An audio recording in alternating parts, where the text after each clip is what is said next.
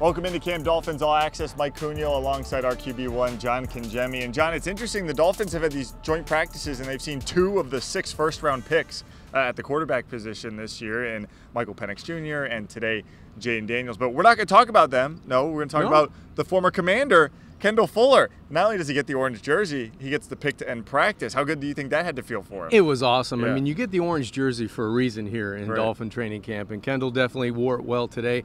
Has the pick inside the indoor facility and ends practice with it. It was a kind of a cool scenario because both teams were practicing end-of-game scenarios where you're trying to get points on the board, either win the game, tie the game. The Dolphins went down, kicked a field goal. The defense immediately goes on the field, and then the first play, Fuller steps in front of a would-be receiver and takes the interception, and the place went berserk, right? The teammates, his new teammates for the Miami Dolphins, all celebrate with him at the 50-yard line. So it was great to see and great to build upon for this defense, because the number 1 unit hasn't played yet in the preseason. Hopefully they'll play a little bit for the first quarter this game against Washington, but that was a great way to end practice. Yeah, and that pick coming on their star wide receiver, Terry McLaurin. So it's good to see good on good there and to see the Dolphins good prevail in the end. Now, offensively, we had a pretty good bird's eye view of what was happening with the Dolphins offense on the field right behind us. The opposite field is where the number 1 defense was at for most of the day. But you like the way the running back set the tone today?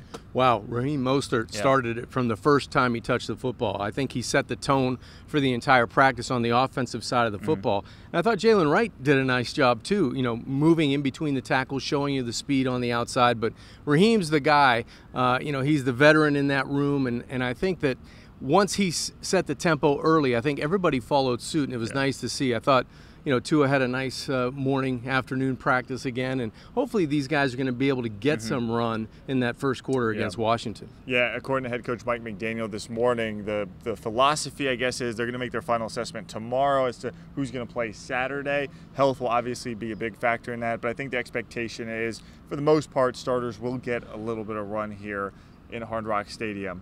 We're going to run because we're literally dripping with sweat. I don't know if we could stand out here anymore. John, thanks so much. We'll get you some chicken wings, Mike. Thanks, man. Thanks. We'll see. How about just an ice cold water?